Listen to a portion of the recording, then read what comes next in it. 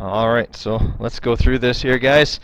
Best test for determining whether an unknown compound is ionic or molecular. There's only one test that definitively tells you one way or the other. What is it? Conductivity.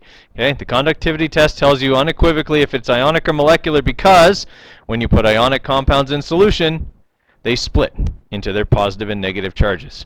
Do molecular compounds have positive and negative charges? No. Okay, that's why it's the only test that will separate them, which could be important tomorrow, okay, when we're doing our lab. All right, number 2, if something has a pH of less than 7, it is a, or I should have probably wrote an acid. Yeah. All right, number 3, you add a sample of an unknown compound to water and the solution turns blue. What metal does it have in it? Copper. And remember the other colored metals, okay, would be cobalt being pink and nickel being green. All right, names of the following compounds. All right, I've got calcium here, and what's this stuff called? Nitrate. So this is calcium nitrate. Today, they must not be capitalized. Okay. Number 5, we've got silicone and oxygen, which is a molecular compound, so now I have to have prefixes. Disilicone trioxide. They don't have to have the hyphen. Okay. Number 6, I've got lead and oxygen together. Anything special about this ionic compound? It's multivalent, so it requires Roman numerals. Oxygen is always -2, and there are 2 of them. That means there are 4 negative charges, so I need to get +4 out of 1 lead, which means it is lead, Roman numeral 4, oxide. All right, and number 7, I've got potassium and phosphorus together, which is also an ionic compound, so this is very simply potassium phosphide.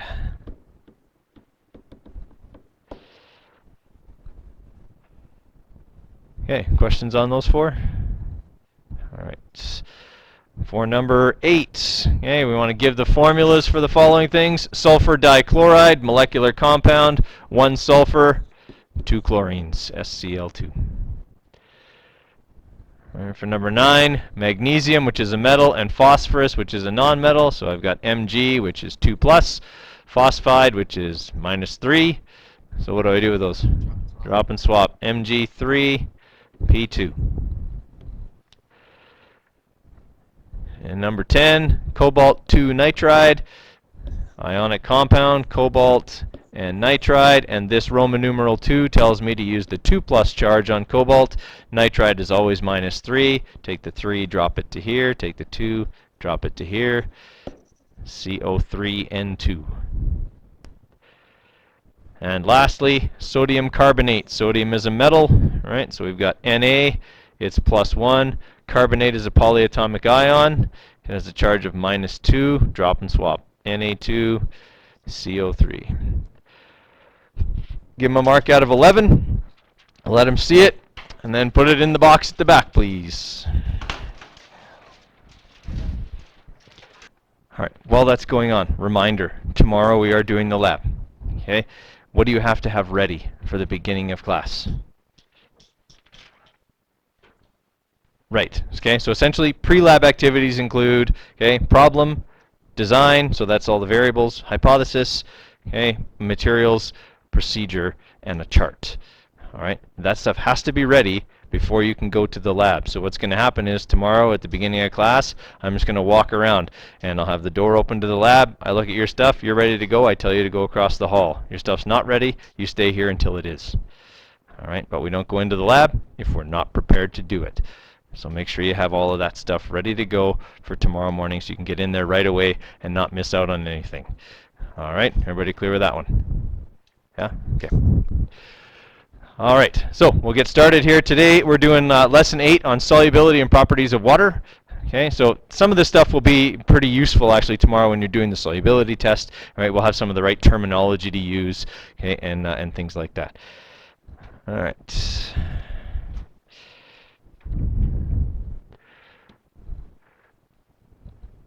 Okay, so key points for today. We need to learn the terminology related to solubility, so some of the terms that we use to describe types of solutions and things like that. Understand what is meant by the term polar molecule. This term, guys, is going to come up again and again in this course. All right, it's going to come up in this chemistry unit, and we're going to talk about it again when we get into the biology unit, because it is the polar nature of water that makes it possible for plants to transport water from their roots to the tops of their, of their trunks or leaves or trees or whatever.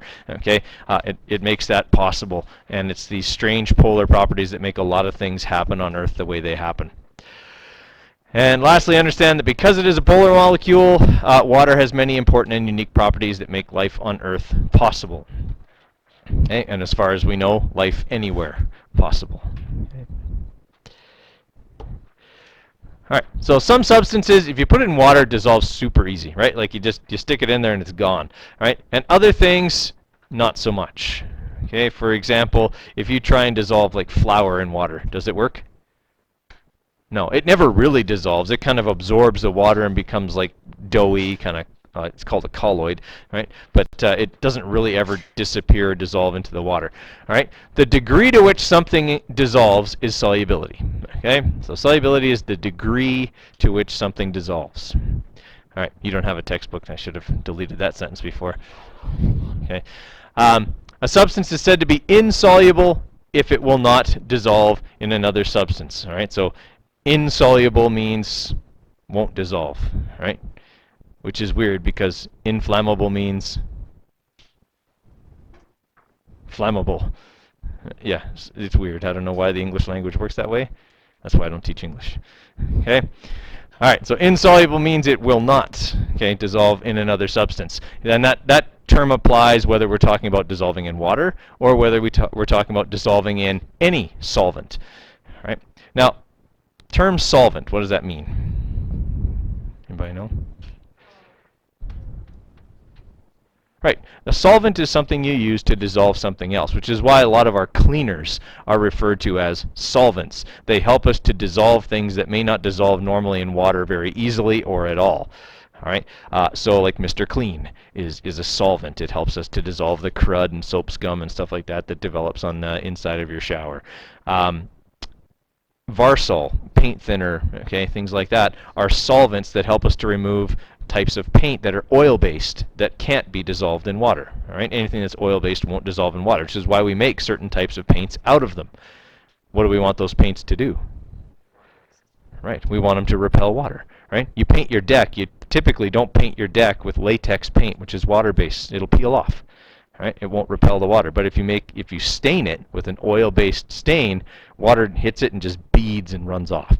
Right, and that's what we want. We want to protect the wood by sealing the water out. So we use things that we know won't dissolve with water or won't work favorably with water for certain purposes. All right, if a substance remains insoluble and in a solid form, we call it a precipitate. All right, the reason it's called a precipitate means to fall out of something else, which is why we call rain precipitation. It falls out of the sky. Okay, same with snow and hail and all of that. Anything that falls out of something else is essentially a precipitate. You can form a precipitate in a chemical reaction sometimes. When we do our chemical reaction lab in a week or two, right, you're actually going to have several reactions that will produce solids from two clear liquids. Right, you mix them together, a chemical reaction occurs that produces something not soluble in water, and suddenly this powder magically forms and falls to the bottom. Okay, that's a precipitate. Questions there? Right, so what you can see here in this picture here is there is a precipitate forming, and it's slowly falling out of the solution. All right, and actually, I'll show you a video of that.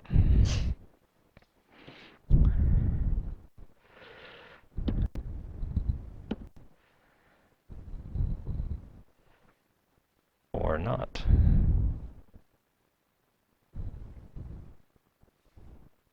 Okay, I thought I had that in there, but I don't. I will find it later, guys, and I will show it to you.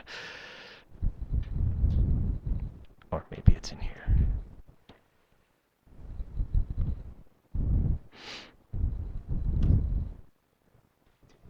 Or not there either. Okay.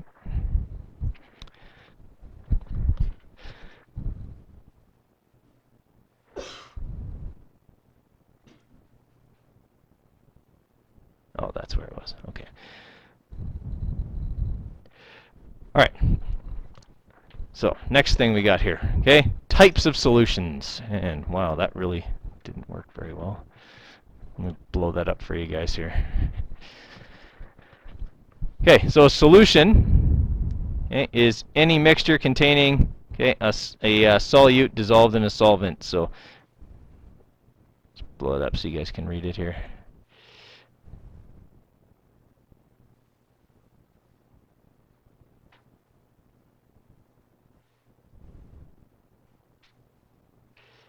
Come on.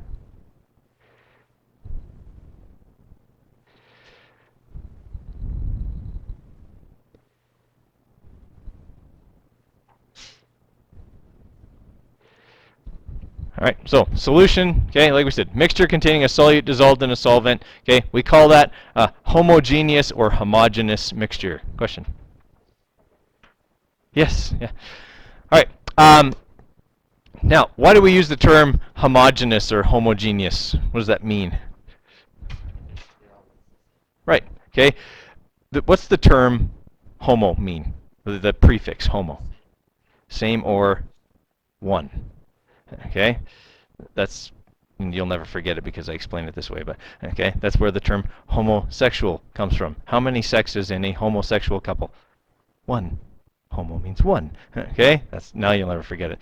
All right. So the prefix homo means one part. There's only one part to these two mixtures. Okay, we can't see a second part there. All right. Hetero, by comparison, means many actually, but okay, we'll go with two. All right.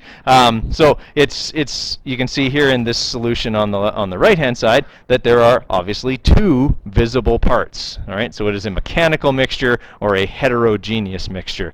All right. This would be a homogeneous solution or a homogeneous mixture. This is heterogeneous over here. Everybody follow on that one? All right. Okay. Now, if you have a heterogeneous mixture, is it possible to separate the two substances easily? Usually, yes, because there's some major physical difference between them. All right. If I have, for example, oil and water, I can actually, if I'm careful, pour one off without pouring out the other, right? Because one is floating on top of the other one. All right. If I have oil and, or if I have iron filings in sand, that's a heterogeneous mixture. They don't disappear into each other. How would I separate them? Yeah, with a magnet, right? Just run a magnet through your iron sand mixture, and pretty soon you'll have iron all over the place on your magnet and a pile of sand with no iron in it. All right. If you have, if you go to Subway, they put salt and pepper in the same container. Okay. If you ever ask salt and pepper, they always only take out one container. You ever notice that? Maybe you haven't. Okay. But can you separate salt and pepper? Yeah, one's bigger than the other, right? It's very easy. Or could you throw the whole mixture in water and have it separate? Yeah, because pepper won't dissolve in water. Okay, salt will. There's always a way to separate a mechanical mixture's parts from each other. Whereas with a homogeneous mixture, can I separate these two parts? If I was going to, I would probably have to heat it up. Okay, if I'm dealing with a solution containing water as the solvent, if I boil off the water, what will happen to whatever I dissolved in it? Yeah, it remains behind. Okay, whatever the solute was, be it salt or whatever, it remains behind. Right. That's why you have to be careful if you're ever boiling water in a pot at home. You don't want to forget about it, because if you do, okay, all the water boils away. All the solutes that were in it, okay, especially with tap water, remain behind and then burn onto the pan. Anyone ever done that before? It's a perfectly good way to ruin a pan, right? Because you almost never get that burned stuff off of there. Right? And it makes the whole house smell awful for hours. Okay, so if you boil it away, yes, then you can separate them, but it's much more difficult.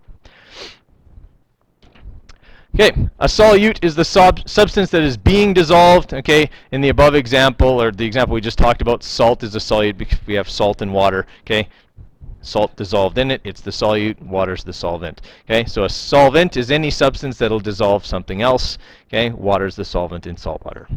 And then we got other examples here. If you've ever made hot chocolate, okay, you dissolve that stuff in water. Okay, coffee, okay, water is the solvent, right? Stuff like that. Okay, questions on any of that? Pretty straightforward. Okay. Okay, so precipitate, any solid which is produced in a reaction and will not dissolve into the solution, right? So we talked about that previously. It's produced in a reaction, and then you can see here in this picture that it is coming out of the solution and falling to the bottom. All right, so I'm going to show you here just a couple of videos on that, and then we'll move on. All right, so what we've got here, guys, okay, is down below an example of how you can get something to dissolve in water. Okay, how many people like Twinkies? I'm sorry about what I'm about to tell you then. Okay, the modern Twinkie is a pale, literally pale comparison to its former self. Okay, the original Twinkie contained things that you would consider part of a pastry: eggs, milk, flour, okay, things like that, like you would make most pastries out of. The modern Twinkie contains none of those things because they're expensive and they go bad. So they use all kinds of other ingredients in them to simulate these real ingredients. As a result, the modern Twinkie, were it not infused with yellow dye number 5, would look like wallpaper paste. It would be gray on the outside, because what's supposed to make the Twinkie yellow? Eggs.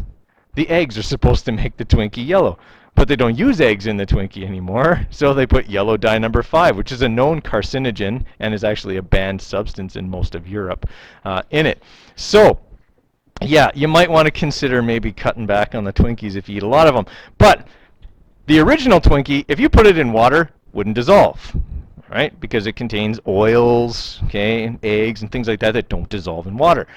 The modern Twinkie does dissolve in water. It is actually soluble. Okay, if you put it in water within the space of about 15 minutes, you will have a nearly homogeneous solution of Twinkie water. Okay, yeah. So yeah, it's kind of gross. Okay, you might want to just stay away from the Twinkies again. All right.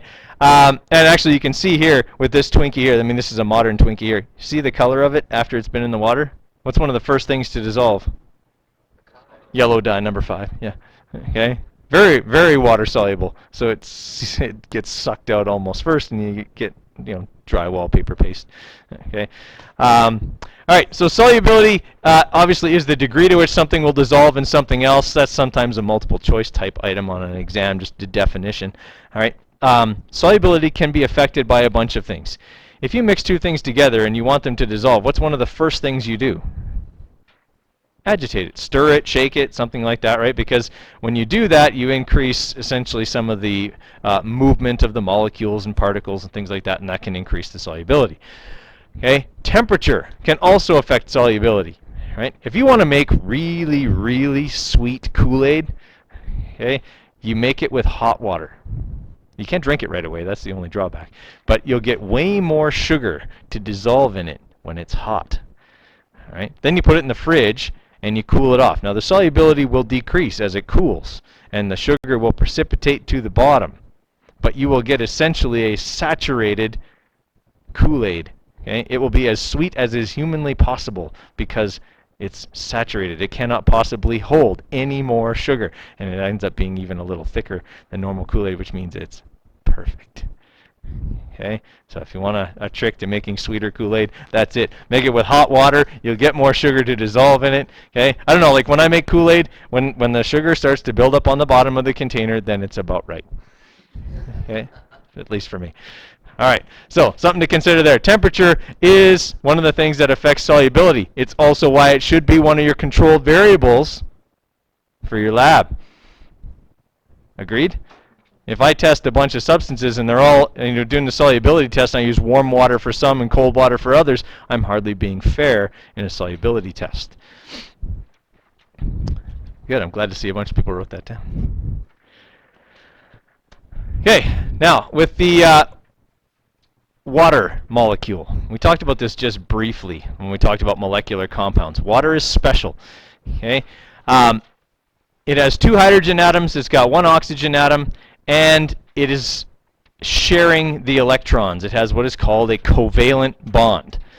Specifically, it has a polar covalent bond. And what it means by polar is, okay, there are 2 different or opposite ends to the molecule. All right, the Earth has 2 different poles. All right, it has a north pole and a south pole. Are they opposite?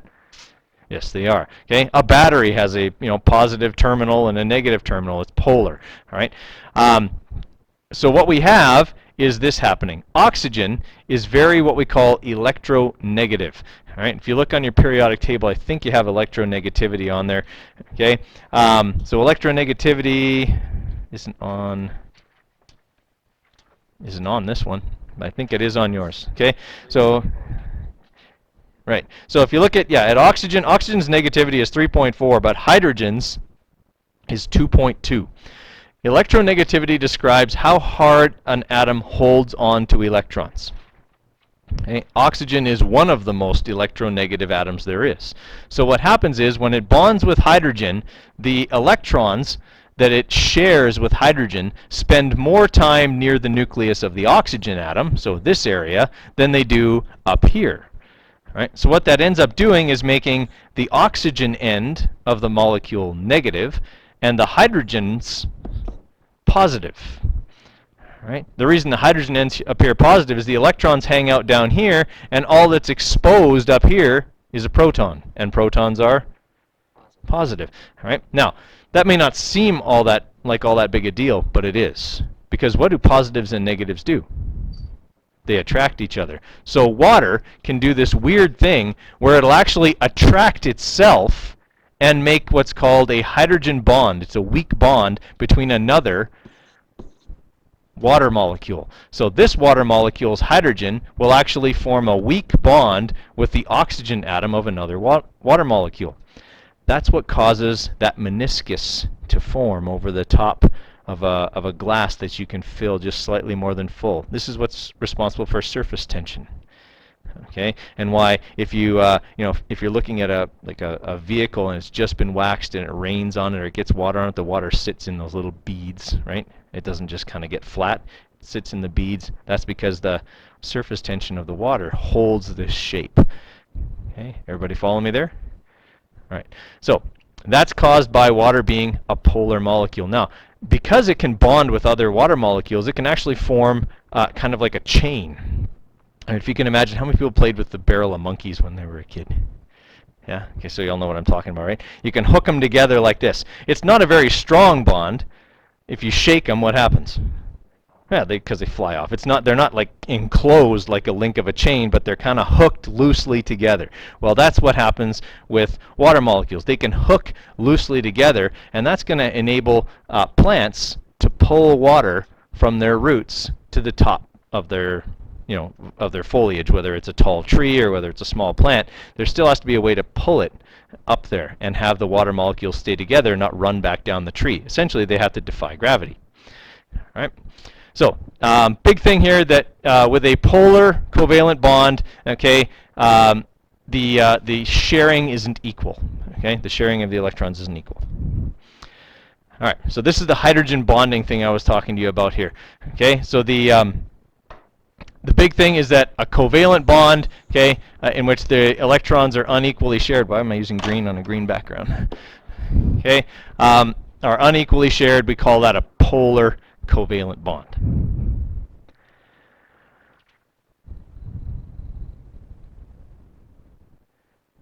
Okay, and this is what I was trying to draw for you, but much better. Okay, here's the positive hydrogen atom on this molecule. Here's the oxygen atom, negative on this one. They create a weak hydrogen bond. Now, those bonds can be broken easily, but they also reform easily. Okay, so they allow the water to do kind of strange things. If anyone's ever tried this, I've tried it a bunch of times and never made it happen, but if you fill a glass slightly more than full, you can like balance a paper clip on it, supposedly. Okay, I've never been able to make it happen because these bonds are really weak, and if you disturb that meniscus enough, you'll break the bonds at least temporarily, and the paper clip falls to the bottom of the glass. All right, does it reform after? Yeah, it comes right back. All right, it's always doing that kind of reforming of the bonds after they're broken. Okay, so the water molecule is kind of shaped like a right angle, okay, and that's, okay, so we call it polar because the unequal sharing of electrons, okay, and so you can see again here, we've got positive ends and a negative end. So one water molecule can essentially bond to 4 others, right? Can that make it fairly strong? Yeah, it can. Okay, so 2 hydrogens can actually fit on the bottom end of the oxygen atom down here. Okay, and then we've got this one and this one here. So there's 4 places where a water molecule can bond to itself and then create this polar nature. All right. So the anomalous properties of water, like expanding when it freezes, okay, results from the way the water molecule is set up with this positive and negative distribution. So with water, as it cools, to a certain point, it's like everything else. It contracts as it cools. But once it gets to about 4 degrees Celsius, the water molecules get too close, and they actually start to repel each other because the negative oxygen atoms are being forced together, and they don't like that. And so they have this kind of rebound effect, and when they get squeezed too close, they push away, and then water freezes. Okay, and as it does that, it expands outwards. All right, we've all seen that. If you put in if you put a water bottle in the freezer, right, it freezes in there, and the bottom pushes out, and you can't make it stand on its own anymore. Okay, because it pushes out from the bottom. All right, so those kind of things are the result of this repulsion, okay, of the like charged oxygen atoms, pushes them away and makes it look more like this when it's in a solid form. Okay, this is water at about 4 degrees Celsius. Okay, that's as dense as water will get. Right, when water freezes, the water molecules are forced away, which is why ice floats in water. Right, that is an exception. If you took like a chunk of solid mercury and dropped it into liquid mercury, what would happen? It would sink. Most things in their solid form are more dense than their liquid form because the molecules are closer together in a solid, in almost everything, water being the exception. Okay, so water is one of the few things that its solid form will float on its liquid form, which is good because otherwise lakes would freeze from the bottom up. Pretty hard to play hockey on the pond if that was the case, because it would have to freeze all the way down to the bottom, or all the way up to the top, because it would freeze from the bottom. Okay, you guys follow me there? All right, John, question?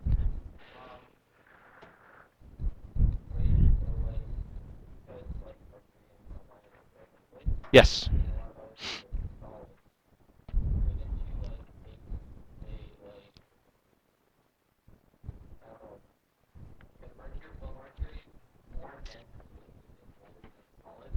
Yes. Yeah, if gold is less dense than mercury, yes. If I put a chunk of gold on mercury, it would float on the liquid mercury, yes. In fact, you can make a pool ball, a billiard ball. You can set it on liquid mercury and it'll float.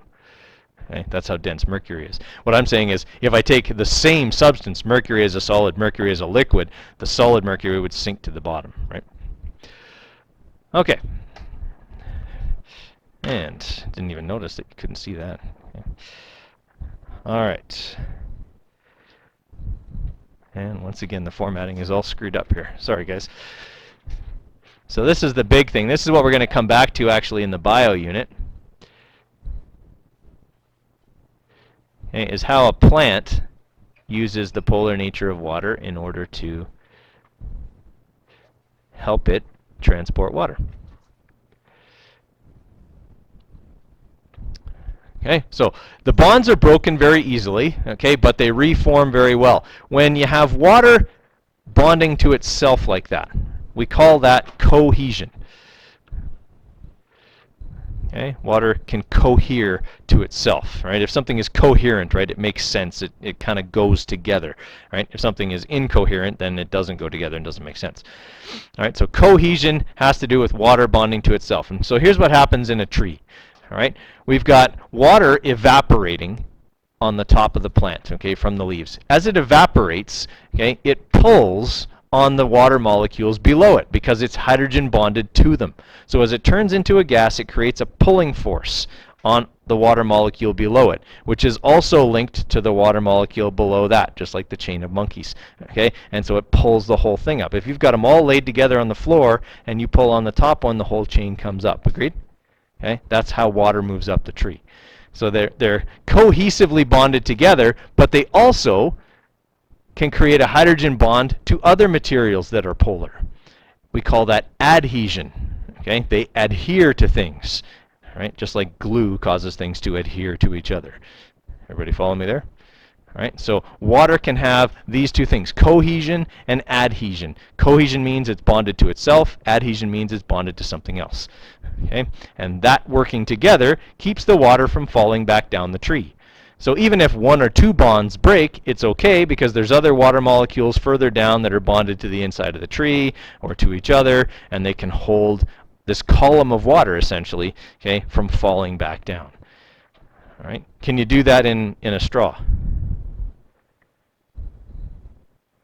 Well, to some extent you can, right? Like if you pull the liquid in by sucking on it and get it to the top and then plug the top, right? It kind of creates a vacuum and it holds it in there to some extent. All right? But a straw is a lot thicker than the tubes that transport water inside a tree. They're microscopic. This only works on a very small scale. All right? Most of the time, if you pour water into a straw, what happens? It just goes through. Okay? Does some of it stick to the inside of the straw?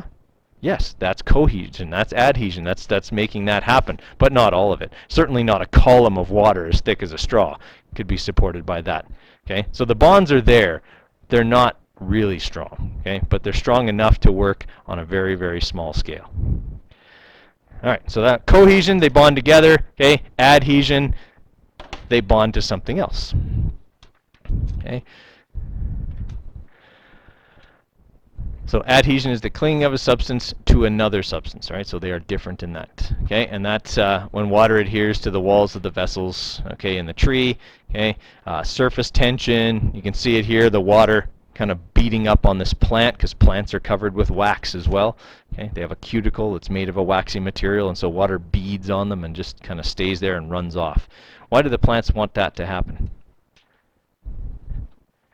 Wouldn't it be smart to absorb the water through their leaves? Okay? But if you can absorb water through your leaves, you can also let it go, right? The reason that leaves have a waxy covering is to prevent the loss of water the other way. So if they have this waxy cuticle, any water that lands on them beads and runs off. And where does it run to? Yeah, to the roots. So it works out pretty well. It's pretty clever, actually. All right.